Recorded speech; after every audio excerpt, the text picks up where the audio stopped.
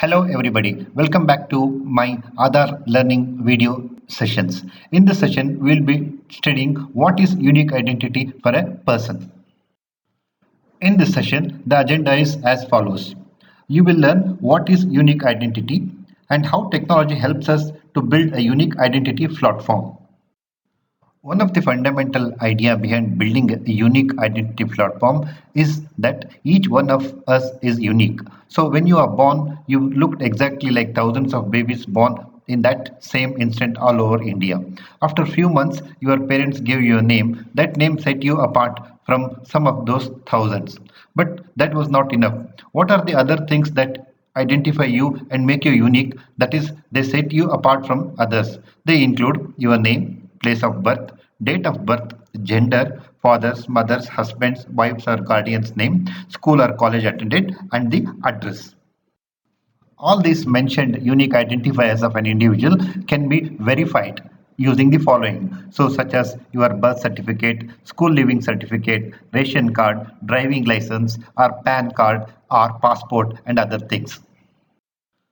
However, there is a challenge with the documents that we have mentioned earlier because none of them is foolproof. In number of situations, it becomes very difficult for an individual to establish his identity against a particular person or a particular agency. On the other side, for another person or agency, it is verifying becomes a challenge. For example, it is possible that the document that somebody is carrying is fake, or the information which is contained in that particular document may not be correct. So it normally becomes a challenge in terms of using these documents as a source of identifying a unique person.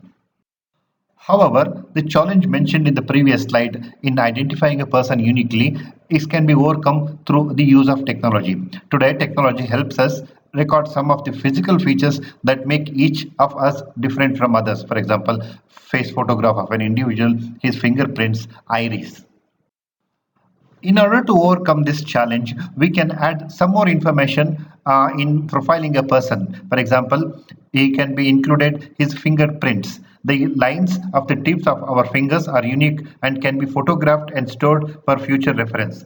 It is an accepted form of identification by various agencies, including our legal system, that is courts, and financial institutions like banks. In addition to fingerprints, we can also use photograph of an individual as an identification mark. The photograph of our face is one thing used most commonly to identify us. Facial recognition is a method by which certain features of the face can be used to recognize a person from a photograph or a video film. Information about one's facial features can be extracted and stored just like information about fingerprints. Another equally important bodily feature that can be included in profiling an individual is iris. Iris is the section of the eye which has a unique structure for each person, just like the fingerprint. Today, it is possible to capture the details of iris for an individual and store it like a photograph.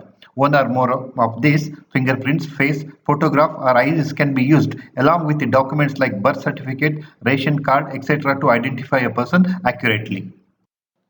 So while we are building an identity platform, we usually have two types of identity information. The information related to a person, which can be obtained from official records like name, address, date of birth and others, are referred to as demographic information. It is the information related to nationality, age, education, religion, employment status and so on. Demographic information is usually collected while filling application form for passport, ration card, school admission and etc. The other kind of information is called biometric information. Biometric information is related to our body and its parts. Information related to physical characters like iris, fingerprints, face are referred to as biometric information. So in this session, we learned the process of identifying a person uniquely, and some of the things that we learned today include the meaning of term unique, on which part of the body you find iris, what do you mean by demographic information, what do you mean by biometric information? What is the source of demographic information? And what is the source of biometric information? So this is covered in this session. This session is part of my other learning videos. For additional and related information, you can visit youtube.com/user/dastikop, or in case you want particular information, you can contact me on ravindra.dastikop@gmail.com.